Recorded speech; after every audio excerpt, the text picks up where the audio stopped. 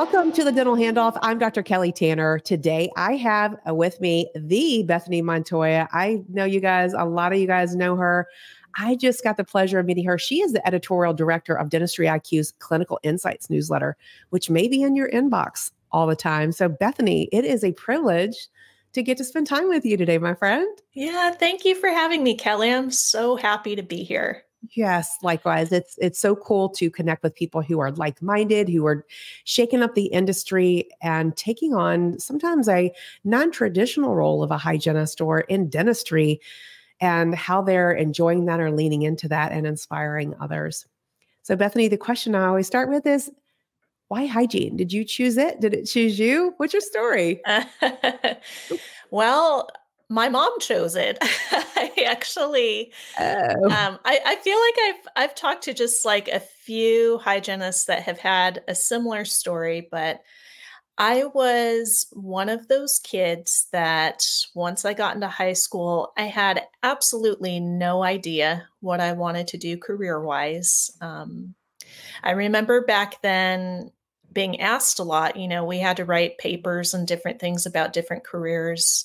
And I would just pick random ones, but I didn't feel like any of them really connected with me personally. And so when I graduated from high school, going to college was not something that we talked about a lot in my house. Neither of my parents graduated from college, and I just remember it just being a small conversation here and there. Well, my dad decided that kind of late in the game that I should go to college, and instead of having like a long conversation of figuring out where I would go or what I would study, he just went ahead and signed me up for a university here in North Texas where I live. And I did 1 year of music education. I grew up in a pretty musical family, and I played some instruments and sang and wrote songs and things like that. So I think my dad was thinking like, this makes sense because, it's already a big part of her life. But once I started studying music education, I love music, but I didn't really like the theory of it. I felt like there were a lot of rules, and I'm not really a rule person. And so I ended up dropping out of college. And right around that time, I had also met my husband, and we were seriously dating, and he proposed to me. And so my attention kind of gravitated toward that. And so he and I ended up getting married just a few days before I turned 20. mm. And then maybe 2 weeks after we got married, I decided that I wanted to have a baby because I had a friend my age that she was having a baby, and I just thought that sounded like a fun idea.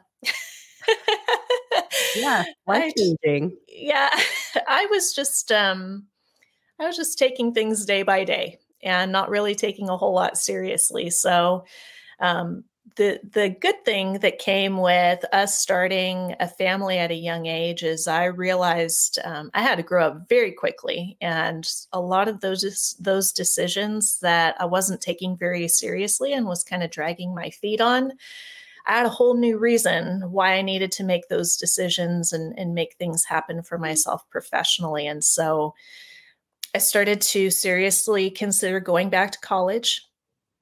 And I remember my mom telling me, you should think about being a dental hygienist, because I just got my teeth cleaned today, and my hygienist, she was so cute. And it just seems like a nice job. Do you like going to the dentist? And I said, yeah, I do.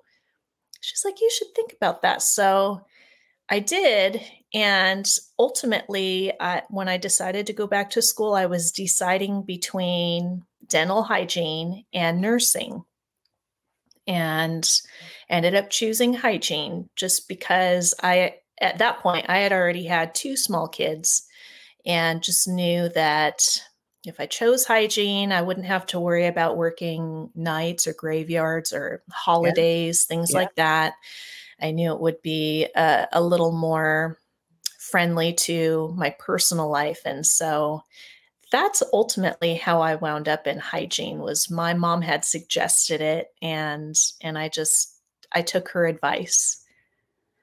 Cool. And then, so you graduated from hygiene school. Did you go straight into clinical? I Because did. you were a mom, and did you work full time, part time at that time? So when I graduated from hygiene school, this would have been back in 2012. I had my oldest was 8, and then my younger son was 5. Mm. And so I felt the push to immediately enter the workforce so that I could, start earning an income, and I was working full-time 5 days a week. Um, I did that for, I think, about 4 years. I was working 5 days a week, and it was during that time I was working in a corporate dental office, which I know that there are some people who have had really great experiences. Some people have had really negative experiences. I would say mine was somewhere in the middle. There was great parts and there were hard parts. But I think for my situation specifically, I happened to work in an office that had kind of a revolving door of dentists. They just weren't able to retain one long term. And so the longer I was at the practice, I became the reason a lot of patients stayed, because I was the familiar face. I was Mhm. the one that they trusted. And it actually became a heavy responsibility for me. Like, we would have new dentists start at the practice, and they would come in for the patient's exam. And after they would diagnose something and leave, the patients would be asking me, what do you think? Do you think that he was right in what he said? Yeah. And so ultimately, I felt like it wasn't the healthiest place for me, and I ended up transitioning into more private practice. And I ended up reducing my working days to 4 days a week, Monday through Thursday. Did that for a while, and then maybe about 3 years ago, I reduced down to 3 days a week. And then just recently, maybe within the past 3 or 4 months, I reduced myself down to 2 days a week seeing patients. It's been a good balance. Yeah, that's awesome. And then, so you're also, heading up this newsletter that, and you're writing, and you're a KOL. So how did you go from clinical into that? Like, a lot of, that's always the question, right? Yeah. Like, how did you even get into this? How Yeah. did it even happen? Tell me your story. And a lot of it is sort of happen chance, but when you look back, it's because certain things, the environment was ready. You had Yeah. produced certain things in your environment, so people noticed you and you stood out. Is that what your circumstance is like? Yeah. I would say, just like a lot of other things in my life, I kind of wandered my way to it. But I guess this would have been at the height of the COVID pandemic. I think a lot of us were really taking a lot of this downtime that we had, and just the stress of living in a pandemic world. I think a lot of us took the time to really reflect on where we were personally and professionally. And during that time, even before the pandemic started, I was reaching a point of pretty severe burnout. I hadn't really recognized it just yet, but I was like crying in my car a lot. I was talking Mm. to my husband a lot about, like, what should I do? I don't know. I don't know the solution. Well, when the big shutdown happened in 2020, I was one of many hygienists that was let go by their employer. And it was devastating for me. I couldn't believe that um, I didn't have a job. I couldn't believe, I always had this idea in my mind that people that get fired and get let go, it was because they were problem employees. They maybe didn't come into work on time, or they were difficult to work with, or maybe patients complained about them. And none of those things describe me.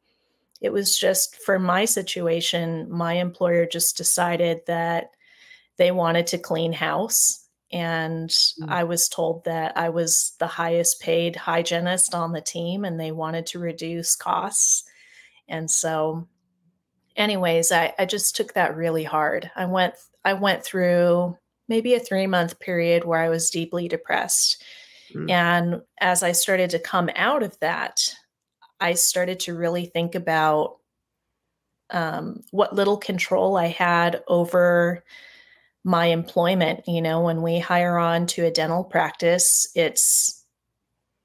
we want to come in and we want to be easy to work with, and we want to care for our patients in the very best way. But at the end of the day, it's our employer's decision whether or not we get to stay.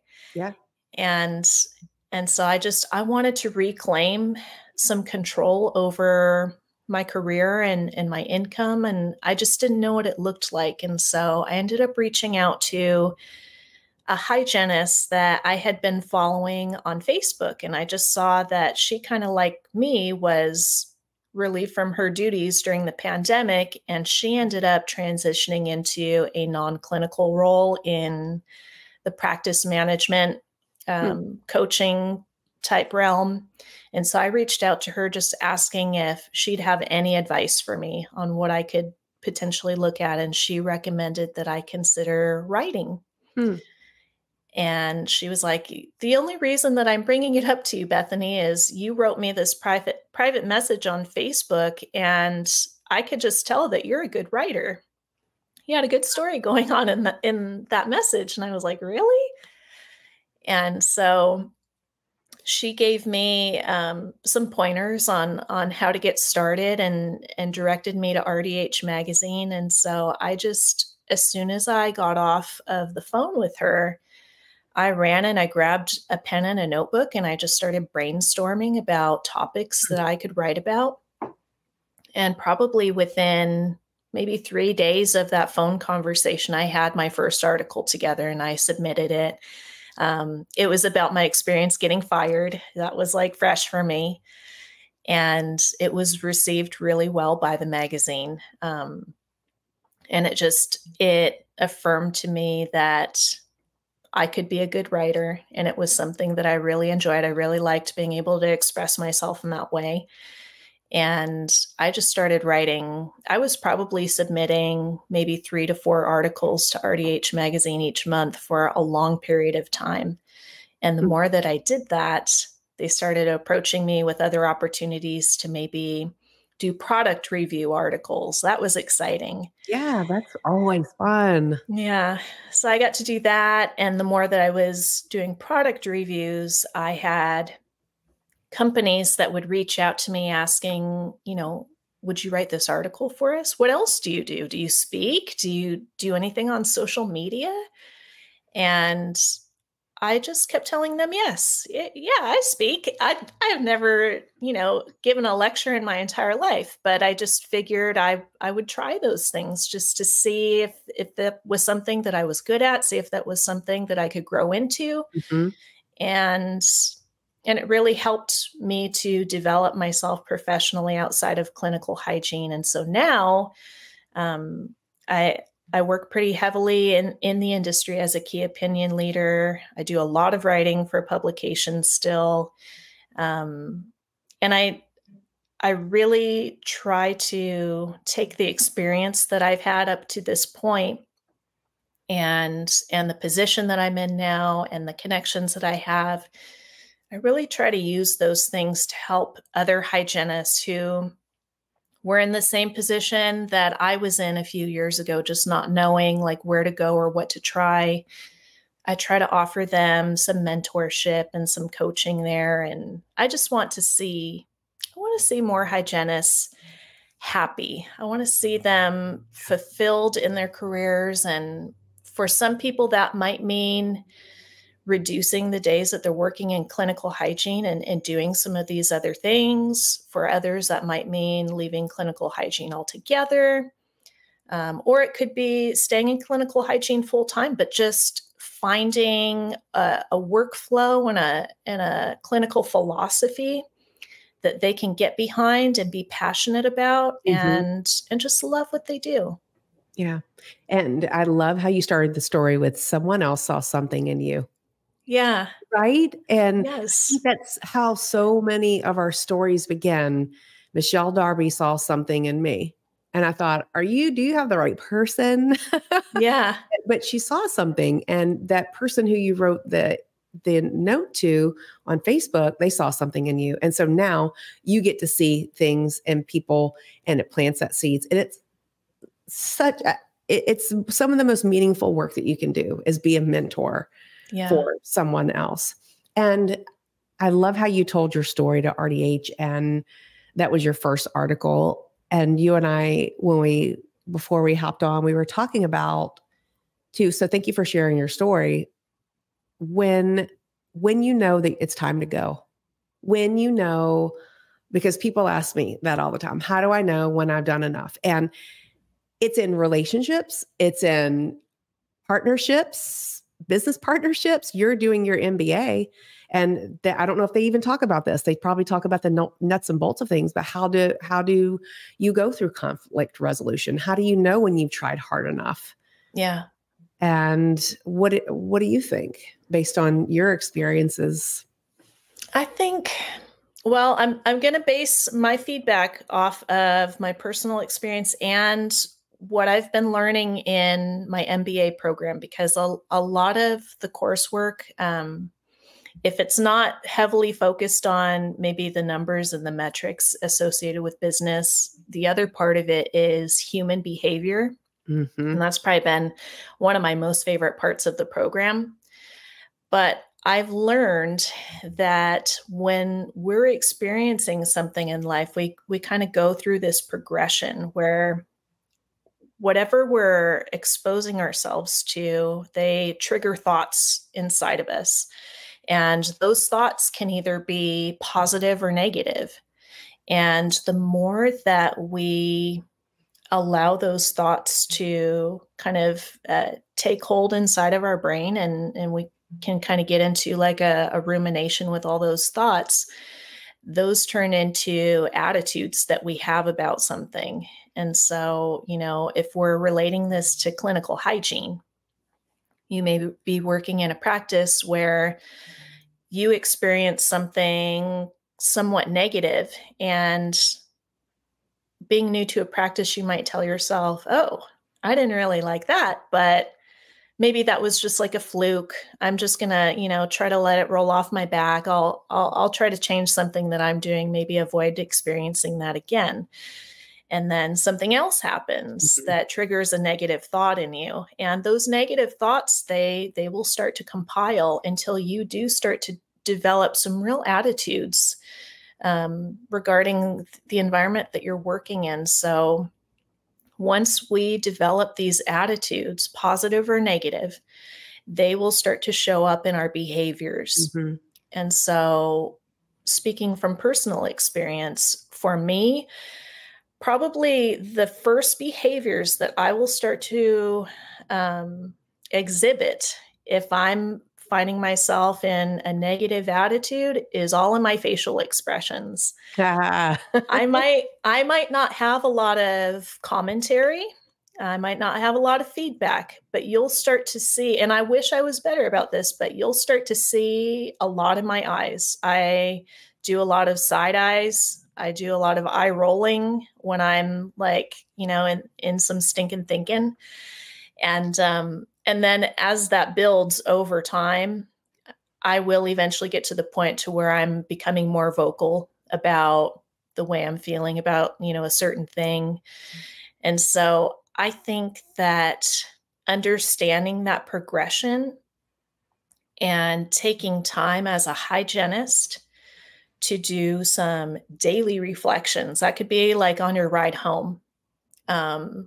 Really thinking about like, what happened to me today? What were some of the memorable moments that I had today? And how did those moments make me feel? And really trying to just in like a 5-minute dissection of your day, really think about what is motivating the thoughts that you're having in those attitudes and things. I think that the earlier that we can acknowledge those things in maybe in the process of being in an unhealthy work environment where, sometimes it's not unhealthy. Sometimes it's just not in alignment. Sometimes we just have different philosophies, and that's all it is. It's not a good or a bad thing. We're not on the same page. Right. And so I think that reflecting on those things every day gives us an opportunity to identify those misalignments early on in the game. And if we can do that, we're going to start to recognize when we're exhibiting some behaviors that are not so positive. And once you start to exhibit more of these behaviors, I think for me, that's the telltale sign that something needs to change. Either my environment needs to change. I either need to have a heart-to-heart conversation with my practice leadership to explain what I've been experiencing, how I'm feeling, and what kind of changes would really support me as a clinician there.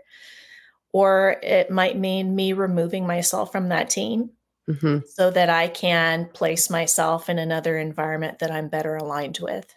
It's so frustrating as many times as you feel like you've done, and it's not just frustrating from my standpoint, but I've heard from many hygienists when they'll go to doctor, they'll go to office manager, whoever they need to go through that's appropriate, and have a discussion. It's promised to them, for example, that if a patient shows up more than 15 minutes late, that they reschedule.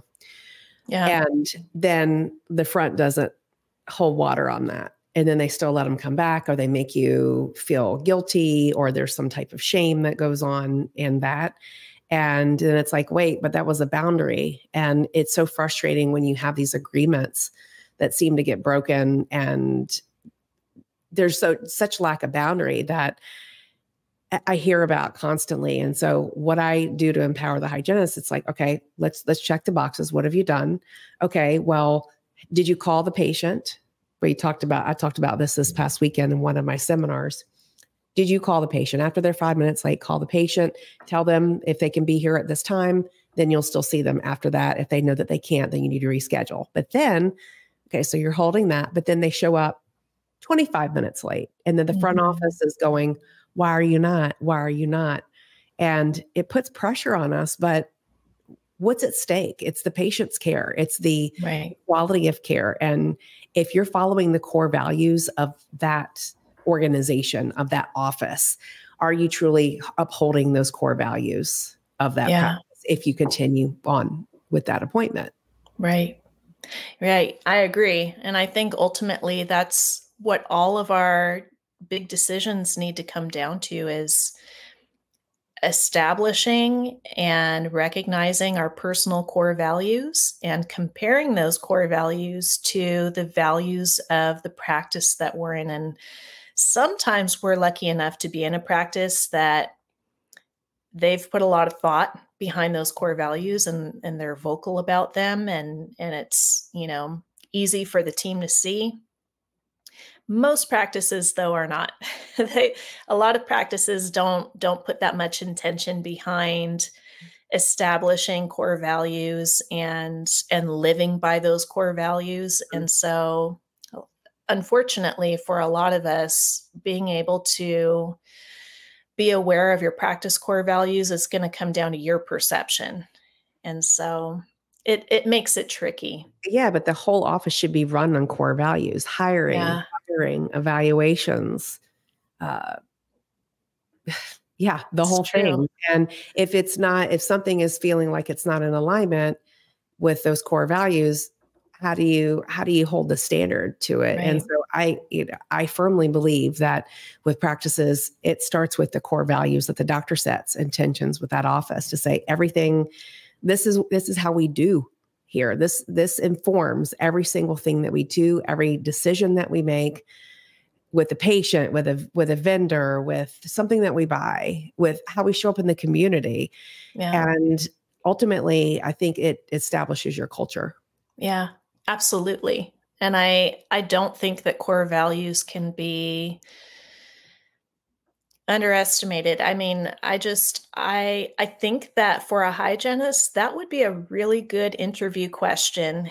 If you are interviewing at a practice and you're just trying to learn what you can, I think asking them to tell you about their core values is such a good question.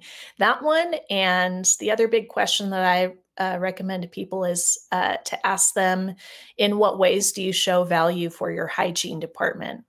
And just let them sit on that and give their answer. But I think being able to kind of come into the interview with some strategy there, that will also help you to maybe filter out some of the practices that might not be a good match. You'll just kind of know early on if they tell you, well, we don't really have core values. I mean, we want the patients to have a good experience. We want to be happy when we're working here.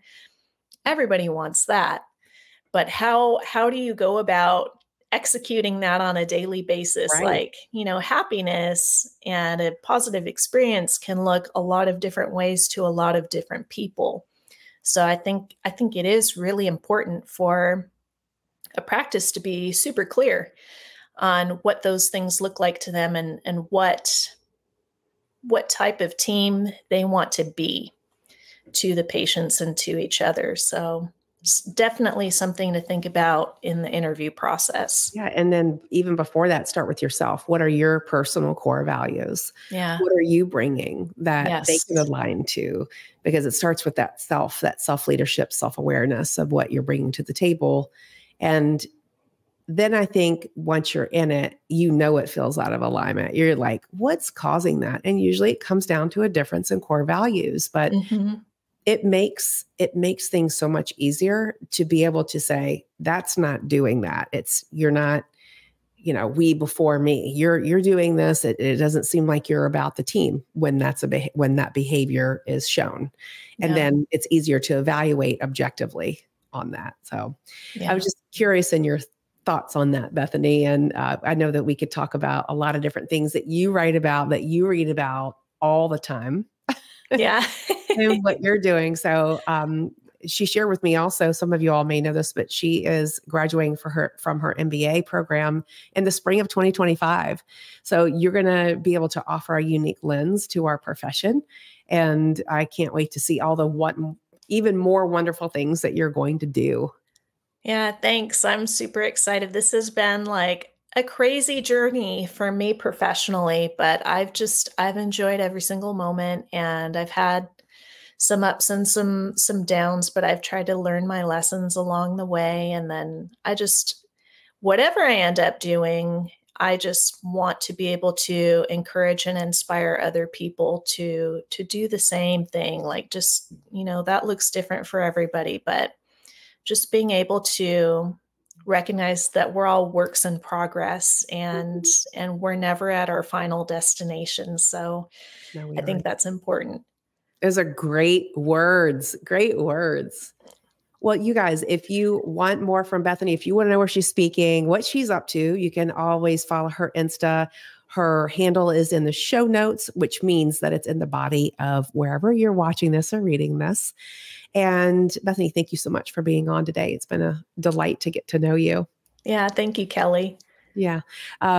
For our listeners, please, thank you for all that you're doing every day and for being a part of the show and your support. If you wouldn't mind going over to Apple Podcasts, give us a 5-star review, because we know that Apple is the one that matters. And then go on over to YouTube, like, subscribe, and share with all those who you love. And again, I'll say it again, press the little like button so the algorithm knows that you love us. And we will see you next week. And Bethany, I'll see you around. All right. Thank you. Bye-bye, friends.